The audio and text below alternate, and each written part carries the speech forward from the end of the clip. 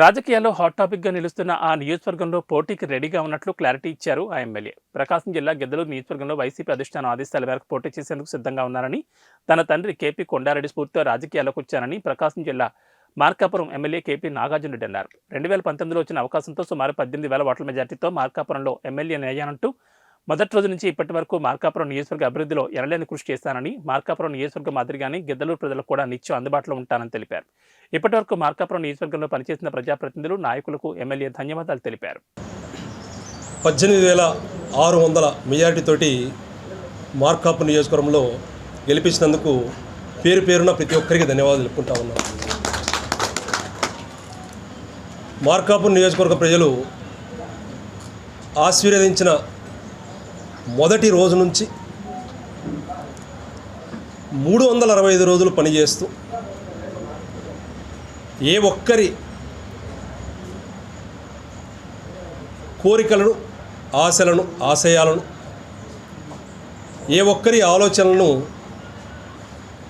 తగ్గుముఖం పట్టకుండా ప్రతి ఒక్కరి అంచనాలకు మించి పనిచేస్తూ, శక్తికి మించి పనిచేస్తూ మార్కాపురం నియోజకవర్గంలో 5 సంవత్సరాల నుంచి ఏకదాటిగా 365 రోజులు అందుబాటులో ఉంటూ పనిచేస్తూ రావడం జరిగింది. అది ఇక్కడ ముఖ్య నాయకులు మరియు మీడియా మిత్రులందరూ ఉన్నారు. దానికి మీరే సాక్షులు. నిత్యం అందుబాటులో ఉంటూ ప్రతి ఒక్కరికి సేవ చేస్తూ ముందుకు వెళ్తూ ముఖ్యమంత్రి గారి సహకారంతో మార్కాపురం నియోజకవర్గంలో ఎన్ని ప్రాజెక్టులు అయితే ఉన్నాయో ఏ ఒక్కటి వదలకుండా దగ్గర ఉండి 1కి 10 సార్లు, 1కి 100 సార్లు వాటిని దగ్గర నుంచి పర్స్యూ చేసి ఈరోజు అన్ని ప్రాజెక్ట్స్ మొదలుపెట్టి సగభాగంలో కొన్ని ఉన్నాయి, పూర్తయినవి కొన్ని ఉన్నాయి, శాంక్షన్ అయినవి కొన్ని ఉన్నాయి. దాంట్లో ముఖ్యమైనవి మార్కాపురం మెడికల్ కాలేజ్, దానితో పాటు పొదిలి పెద్ద చెరువు ప్రాజెక్టు.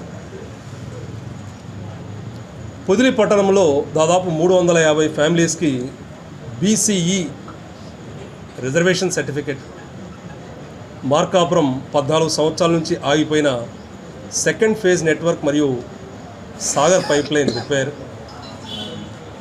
ముఖ్యమంత్రి గారు ఏ రోజు అపాయింట్మెంట్ తీసుకొని ఎన్నోసార్లు కలవడం జరిగింది. కలిసిన ప్రతిసారి ముఖ్యమంత్రి గారు